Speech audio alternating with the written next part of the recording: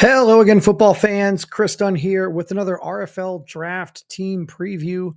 The New York Barons are on the clock with the third pick in the draft on Friday night. They've got 9 picks in total, 2 picks in the first round. So they'll pick third overall. We'll go ahead and pull it up real quick so you guys can actually see what I'm talking about. The Barons will pick third and 23rd in the first round. And then they'll pick third and 7th in the second round, and then third in every round from round 3 all the way through round 7. So 9 picks in total, 2 picks in the first round, 2 picks in the second round. Those picks right there are going to be guys that are, if not contributing right away, they are going to be contributing next year, or at least you're hoping, if you're the Barons, that those picks are going to be guys that are contributing for the future.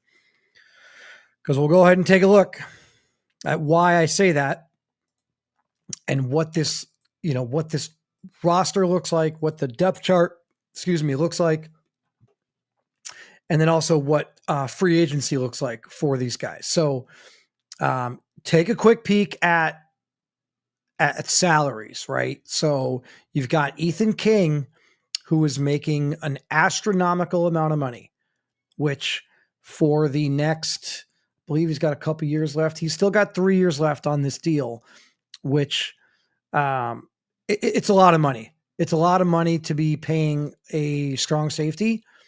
And so there's the potential for this contract to hurt them throughout the course of the next 2 off-season cycles. Right? This is going to potentially limit the amount of money that they have to go out and get other players. So they have to be very strategic, and they have to make sure that they hit on certain guys, because those young guys don't cost a lot of money. And that's what you need. These 2 first-round picks and these 2 second-round picks, you really want to be able to count on those guys to play right away so that you can maximize the return on that investment. Because again, you've got somebody like Ethan King who's taking up a lot of that overall salary. And the reason why that's important is because when you look down at upcoming free agents, we've got Amari Manuel right here. So Amari Manuel is, one of the elite wide receivers in the RFL. He's 27 years old. He's X Factor, and he's 91 overall. The Barons do not want to lose Amari Manuel for nothing. And it's been made clear that Amari Manuel is going to be a Baron, because there have been teams out there that have inquired about the services of Amari Manuel when the Barons over the last 3 years basically have been, not that good. There have been teams that have reached out to the Barons to try to get the services of Amari Manuel. His talent is basically being wasted in New York. And the Barons have made it clear historically, and by historically, I mean the last couple of years, that they're not moving on from Amari Manuel. Well, if you're not moving on from him, then that means you're re-signing him, because otherwise you've got some explaining to do. Because you can't just let him walk and get absolutely nothing. It would be crippling. It would be the end of this franchise if you don't re-sign Amari Manuel and he just goes into free agency and you get nothing in return. That said, what is he asking for? What is he asking for at 27 years old? Is he asking for a 4 or 5 year deal? Because he might be. And if he's asking for a 5-year deal and he wants, $20 million. So if he's asking for $100 million over the next 5 years, well, there's a lot of teams out there that aren't going to want to pay that. They're not going to want to be on the hook for a 31-year-old receiver 3 years from now at $20 million that has started to regress and is probably now in the mid 80s or maybe high 80s at best. Right. So I don't know at this point what what a team is going to give up for a guy like Amari Manuel. I mean, obviously he's talented. He's got all the talent in the world. But if you're going to have to re-sign him, it's one thing. Like, listen, I just went through and I made the trade earlier, last month, I believe it was at this point, a couple of weeks ago, for Piku McCullough. Well, I made the deal for Piku McCullough, and I included a first overall a round one pick. I actually traded back. I didn't even give away a round one straight up. I just moved back in round one, but I gave up an offensive lineman that was like first round talent and young. But Piku McCullough is under contract for 3 more years. Amari Manuel is not. Amari Manuel is a free agent at the end of the year. And so whatever value Amari Manuel has right now the value plummets when you know that you only have 1 year left. Because I might be willing to give up a lot for Amari Manuel if he had 3 more years on this contract. But knowing that in the offseason, I've got to give him a ton of money. Well, if I'm giving him a ton of money, then I'm not giving the team a ton in return, because all of the asset I'm going to have to give to the player in the future. So if I'm letting you off the hook for all of that financial responsibility, I'm not turning around and also giving you a ton of draft capital or young prospect value or whatever it might be. So I say all that to say this. The New York Barons absolutely 100% have to re-sign Amari Manuel. At this point, they've kind of put themselves in the situation where it doesn't make sense for them not to. And so Amari Manuel returning, now you've got Amari Manuel making a ton of money. You've got, as we saw, Ethan King making a ton of money. But then you've still got Jabri Jackson. I'll tell you right now, Jabri Jackson won't be on this team. This is Jabri Jackson's one and only year on the Barons. He won't be there next year. They won't be able to afford him and Amari Manuel with the money they're paying Ethan King. Right. You've also got Juan Chaney. He was thrown in the QPOC deal. I almost don't know if Juan Chaney will be there either. At 83 overall in StarDev, you'd like to think that he's serviceable. But if Amari Manuel is 100% coming back, which I believe you have to, regardless of how much it costs, I think you have to bring him back. Even if you bring Amari Manuel back on an astronomically high AAV, but a short-term deal, I think it would be in the Barons' best interest to try to bring him back on a super high AAV short-term deal, or stretch it out and sign him for like a 6-year deal, 7-year deal, as long as you can, and try to lower the AAV as much as possible. And then try to run it back with some of these other guys. But with 2 first-round picks, I think the Barons are just going to have to go and get younger guys, get cost-controlled younger assets, young talent. And so Jabri Jackson, got to think he's gone. Juan Chaney, again, this one's a toss-up. Depends on what they do ultimately with those 2 first-round picks, I guess. If you end up drafting a receiver in the first round or maybe even in the second round, then at the end of the year, you probably consider letting Juan Chaney go to let that receiver that you just drafted this year develop. You've got Patrick Bain at tight end. And then you look at the edge rushers, Kit Morrison, AC Denton, and then you've got a couple guys on the offensive line in Harmon Douglas and Malcolm Lawson. So there's a lot of positions here that you can look at in terms of the Barons need to address soon. And again, not all of this has to be addressed in the draft. They can draft a couple positions here. They could re-sign several of these guys. They could also look to draft guys next year, or they could also sign guys in the offseason at the end of this year before the draft next year. There's several different ways. There's basically 4 scenarios, right? Like those are the 4 scenarios when looking at the current makeup of these teams, their depth chart, and their potential free agents. They can sign the potential free agents. They can draft a replacement now. They can, well, I guess there's 5. They could make a trade some point during the season to address potential future needs.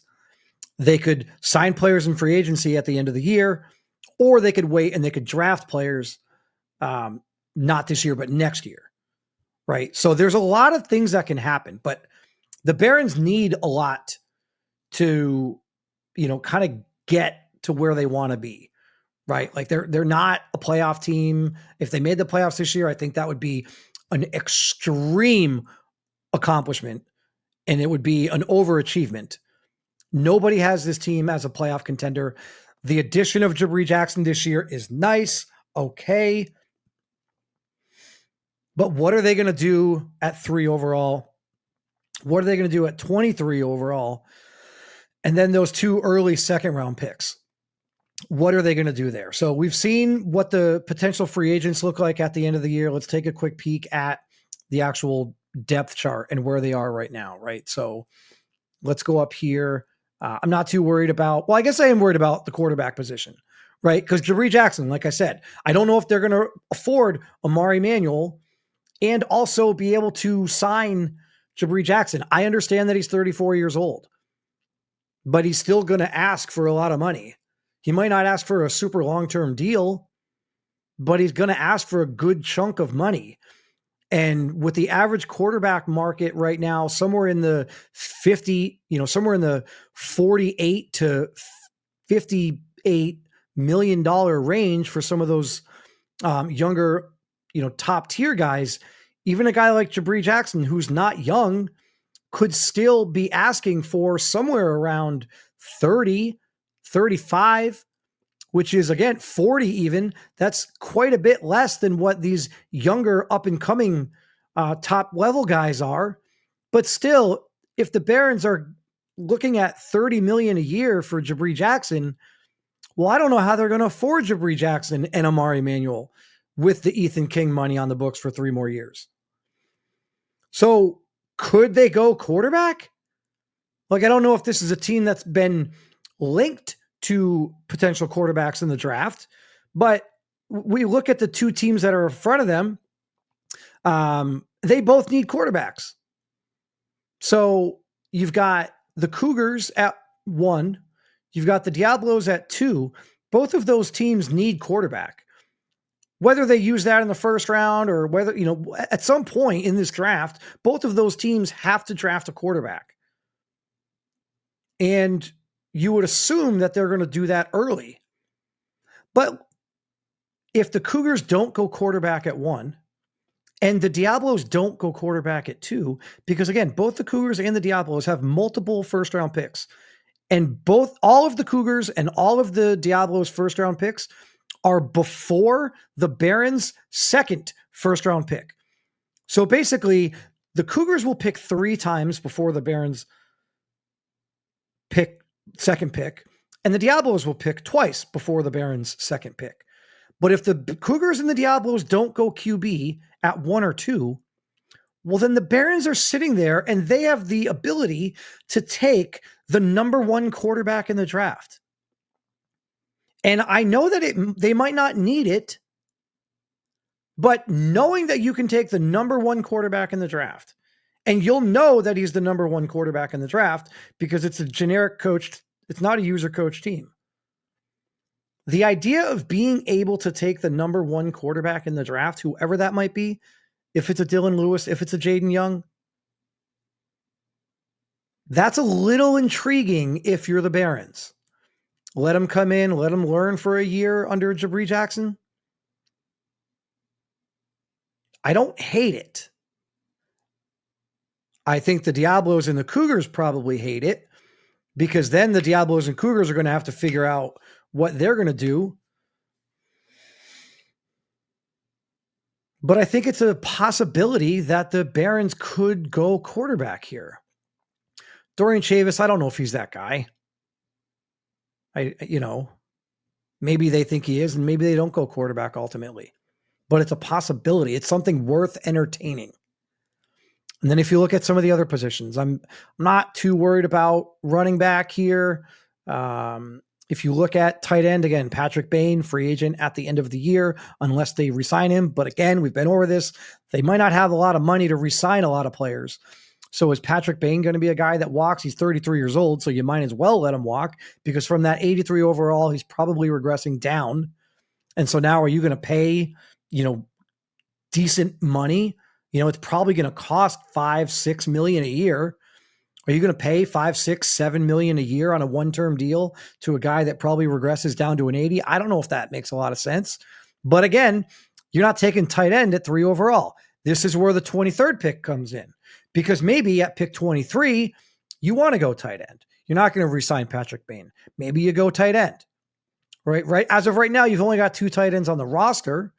Certainly you could look to address it again. I mentioned all those other scenarios. You could address it via trade during the season. You could draft a guy next year. You could sign a guy in free agency, right? There's always guys available in free agency, right? But maybe at 23, maybe that's a position that they want to go. Again, you'll notice that there's a lot of positions where the Barons could go here. It's just going to be a matter of who they think is the best guy when they're on the clock. But certainly there's a case to be made if they wanted to go quarterback at 1-3. There's a case to be made if they wanted to go tight end at 123, or maybe not. You could certainly go, again, the luxury that they have is they have that second round pick as well. You could go tight end at 2-3, or maybe you go tight end at 2-7, right? If you wanted to. Maybe you don't feel comfortable spending a first round draft pick on a tight end. You can get the tight end at 2-7, and now you've got 123 and 2-3 to go get other positions of need. So let's take a look at what some of those other positions of need might be. Right? We talked about Amari Manuel. You have to re-sign him. If you don't re-sign him, then you might as well fire the GM. It makes no sense whatsoever. You've got Juan Chaney, who again is another free agent at the end of the year. You've got Marcus Young, who I've said is 24 years old. He's an 81 overall. He's 6'3". He's got 95 speed. On paper, Marcus Young looks like a guy that you should be giving some playing time to, right? Like back when the conversation was around Dior Gore, I questioned the move to bring Dior Gore to the Barons, because for me, you've got Amari Manuel, you have to re-sign him. You've got Marcus Young, and you bring in Dior Gore. So now Dior Gore comes in, and I guess you're putting Dior Gore at the number 2 receiver, and you're letting Juan Chaney walk at the end of the year. I just don't know that that's the best way to go. There's other positions that they could address. And now you might not have that luxury, because with the Diablos jumping up to the 2nd overall pick, they might be in the market. They might go and get Dior Gore, because again, they just traded Piku McCullough to me in Sacramento. So they might be looking to basically move Piku McCullough, bring in Dior Gore. And so that would take the Barons completely out of the Dior Gore sweepstakes. And so now they're looking somewhere else. Well, at 3 overall, you're not going the 2nd wide receiver, right? But at 23 overall, you could go wide receiver. Maybe you miss out on Dior Gore. Okay, fine. Is Steve McCaskill still available at 23? That's a great fit there. And if Steve McCaskill is not available, well, when we talked about, all the other different receivers that are in that kind of like 2nd tier, right? Or 3rd tier. I feel like Dior Gore is in tier 1. Steve McCaskill is in tier 2. And then there's just 6 or 7 guys that are in tier 3, right? Oddly enough. And so maybe you go out and you get one of those guys at 2-3 or 2-7. And if you don't want to go wide receiver, well, we talked about some of the offensive line guys, right? Like Harmon Douglas. Was it Harmon Douglas and Malcolm Lawson? Both of these guys are free agents at the end of the year. Right now, Harmon Douglas is your guy at right tackle. He's 29 years old. Are you going to re-sign him? You might not be able to afford him because you don't have a lot of money. So Harmon Douglas might be gone. If Harmon Douglas is going to be gone, well, then maybe you're looking to bring on an offensive tackle. You got Jehovah Hampton. You got to keep him. He's probably not going anywhere. Malcolm Lawson, 33 years old. Let him walk. However much money he wants is too much. Right? We've already established that the Barons are probably not in the best financial situation. So whatever millions of dollars Malcolm Lawson is going to be asking for, it's too many. You can get a draft pick. You could take the 3rd round pick or the 4th round pick could replace Malcolm Lawson, and it will cost you nothing. Right? So Malcolm Lawson, enjoy your last year in New York. You're gone.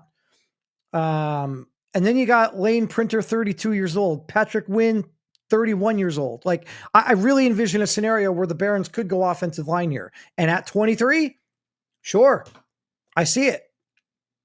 Heck, if you wanted to make the case at 3, I could see it. Again, we're talking about Malcolm Lawson, not going to be there at the end of the year. We're talking about Lane Printer, who's a 79 overall and he's 32. Patrick Wynn, he's a 79 overall and he's 31. Well, gee, if I'm looking to replace the interior offensive line Well, golly, Casey Chestnut looks pretty good. Caesar Davis looks pretty good, whichever one you think is better. But do you want to go off interior offensive line with the third overall pick? Again, there's a lot that the Barons have to think about because whatever they do at 3, they have to pivot quickly to everything else. The good news is they probably know, they have a pretty good idea of what's going to happen at 1 and 2. And because of that, they probably have a really good idea of what they're going to do at 3. I'm sure the Barons have already identified what they're going to do at 3. So the reality is they're really looking at what's going to happen at 23 and then what's going to happen with those 2 second-round picks, third-round pick, and the rest of the way through. But I certainly think they could get the best offensive lineman in the draft if they wanted. They could get the best. Yeah, you're not going to, I mean, Arturo Flores is fantastic, but I don't think you're taking Arturo Flores at 3 overall. And I don't know if you're taking an offensive lineman at 3 overall. Right. But at 23 overall, these positions are back in play. You go to the defensive line, again, Kit Morrison, free agent at the end of the year. AC Denton, free agent at the end of the year. 30-year-old, 28-year-old. Like edge rusher. Okay, well, now wait, hold on. Now we're into the edge rusher category. Well, now that brings Ethan Marks into play. That brings Manny Rojas into play. Now we're back at the 1-3 again. Right? Well, you can throw a curveball to the Cougars and Diablos and go quarterback. Or we could really help ourselves out and go edge rusher.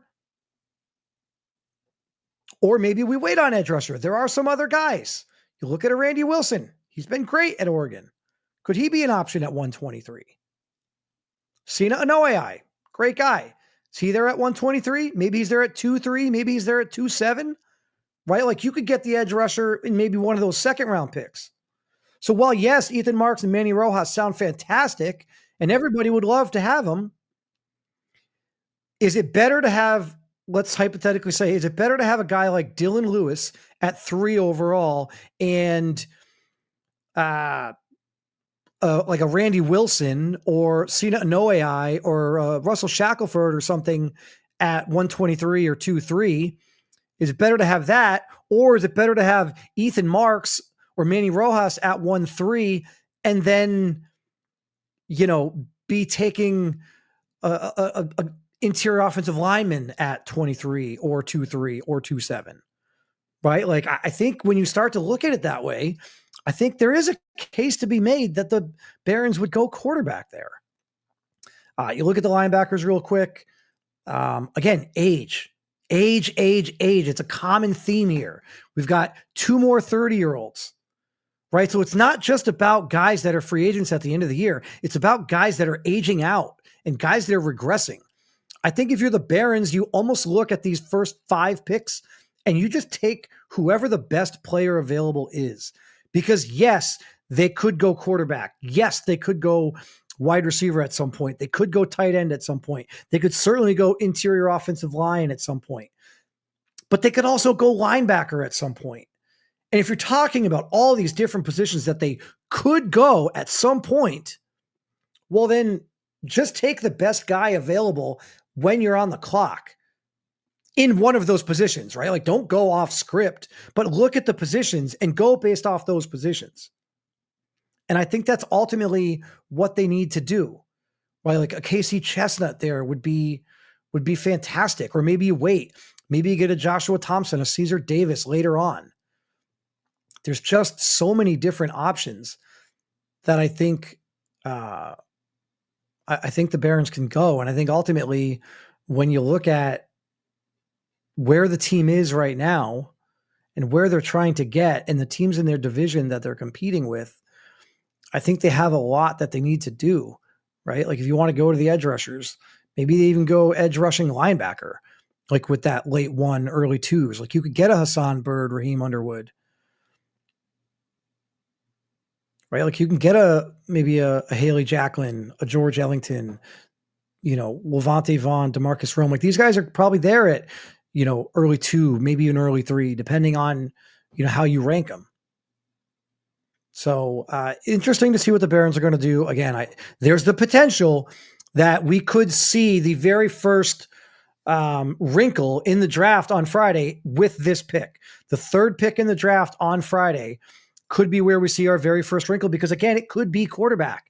And if it's the first quarterback off the board, then that's going to really, throw some pause to the Cougars and Diablos to help figure out what they're going to do at that point. They're going to have to pivot. I don't think either one of those teams were envisioning a quarterback potentially going at 3 overall. But that's the team preview for the New York Barons. Again, the first round of the draft will start on Friday. Rounds 2 and 3 are going to be on Saturday. And then on Sunday, we will get rounds 4 through 7. So be sure to hit the subscribe button, hit the bell notification icon. And if you have any questions, comments, things that you would like to see discussed, other teams that you want to hear about, you can certainly throw them in the comment section. But that's going to do it. This is a wrap for the New York Barons RFL draft team preview. And I'll have some more for you guys later on this afternoon as I try to get through all 32 teams before the draft starts on Friday. It's going to be difficult, but I'm going to do everything I can to try to make that happen for you guys. So I appreciate you tuning in. And until next time, take care, everybody.